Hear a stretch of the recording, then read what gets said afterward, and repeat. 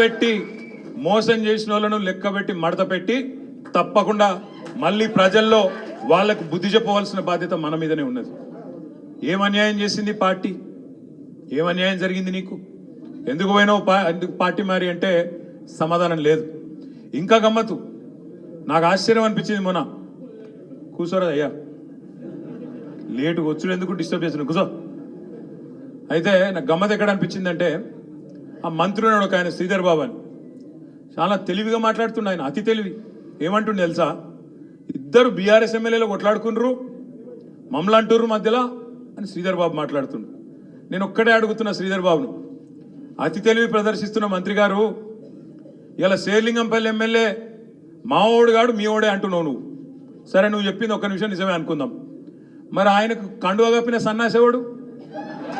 శేర్లింగంపల్లి ఎమ్మెల్యేకు కండువా కప్పిన సన్నాసి వెధవ ఎవడు? మా బీఆర్ఎస్ ఎమ్మెల్యేల ఇంటింటికి తిరిగి వాళ్ళ కాళ్ళు మొక్కుకుంటా, వాళ్ళ కాళ్ళు పట్టుకొని పోచారం శ్రీనివాసరెడ్డి ఇంటికి పోయి, కడియం శ్రీయర్ ఇంటికి పోయి, కేశవరావు గారి ఇంటికి పోయి కాళ్ళు మొక్కి కండువాలు కప్పుతున్న దౌర్భాగ్యుడు సన్నాసి వెధవ ఎవడు? చెప్పు చెప్పు శ్రీధర్ బాబు, నేను అడుగుతున్నా. చెప్పుకున్న తందుకన్నా కొద్దిగా సిగ్గుమానం ఉండాలనా లేదా? ఇప్పుడు ఏమైపోయింది మీ శేర్లింగంపల్లి ఎమ్మెల్యే పరిస్థితి? అది అంటారు చూడ హిందీలో సామెత, దోబీకా కుత్తా నా గారు కానా ఘాట్. ఇక తెలుగులో ఒక పాట ఉన్నది కానీ నేను చెప్తే బాగుండదు. కొద్దిగా చాలా మంది సోషల్ మీడియాలో నడుపుతున్నారు, అది నడవని. మనమేమో మనోడు కాదని పడుతుంది, వాళ్ళేమో మావోడు కాదని పట్టిరి. పాపం ఏం చేయాలి, ఆయన బతికియాలి, అట్లా అయిపోయింది.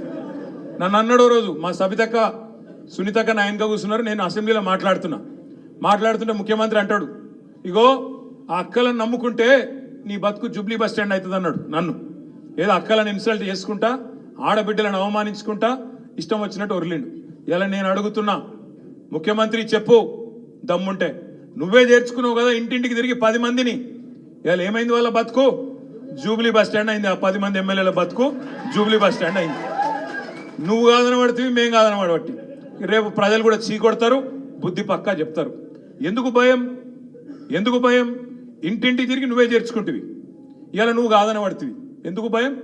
భయం ఎందుకు అంటే, మొన్న హైకోర్టు తీర్పుతోని గుండెల దడ మొదలైంది.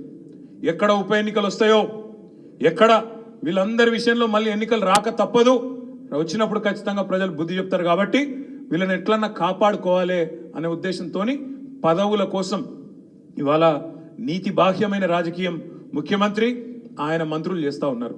చెప్పు దమ్ముంటే, అవును ఈయన చేర్చుకున్నాం పార్టీలా, ఖచ్చితంగా నేను డిస్క్వాలిఫై చేస్తాం, శేర్లింగంపల్లిలో రేపు ఎలక్షన్ వస్తుంది, కొట్లాడతాం, నేను మంచి పనులు చేస్తున్నా కాబట్టి గెలిపిస్తా అని చెప్పు దమ్ముంటే. అట్లా రా ధైర్యంగా ప్రజల్లోకి. అంతేగాని ఎలక్షన్లలో వస్తాయి కాబట్టి, మళ్ళీ ప్రజలు మూతి మీద తంతారు కాబట్టి, హైదరాబాద్లో చేసిందేమీ లేదు కాబట్టి, చేస్తున్నవన్నీ గబ్బు రియల్ ఎస్టేట్ పనులు దందాలు కాబట్టి